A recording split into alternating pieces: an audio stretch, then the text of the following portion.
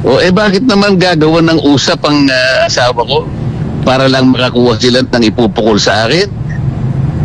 Pero Ganyan nakarumi. hindi ho ba dapat, Senator, manggaling din sa inyo ang delikadesa na, uy, yung asawa ko, ano nito kumbaga nagsiservisyo dito, meron siyang, kumbaga, transaksyon dito, hindi kaya marapat na ako dumistansya muna?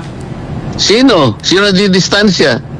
Kayo po, dito sa ginagawang investigasyon sa Bakit? Senado.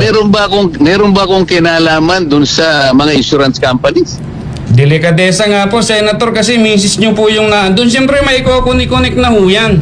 Kung ganyan kayong mag-conclude, independent nga. Kaya tinatanong ko nga sa inyo kanina kung naiintindihan ninyo Kaya nga po nagtatanong din kami, delikadesa din ho yung binabanggit namin dito. Hindi Wala na ho ba pinag-uusapan tayong ng ganun? delikadesa dahil wala akong connection doon. Ang asawa ko, independent. Yun nga po, asawa nyo yun Nakikipagdebate ka pa sa akin Akala ko ba, magtatanong ka lang. Nagtatanong din po kami, pero ipupoint out ko rin po yung Kapag argument sinasabi namin mo kasi dito. delikadesa, parang may connection ako Wala nga Naintindihan mo yun? Sige sir, salamat na lang po. Tanga.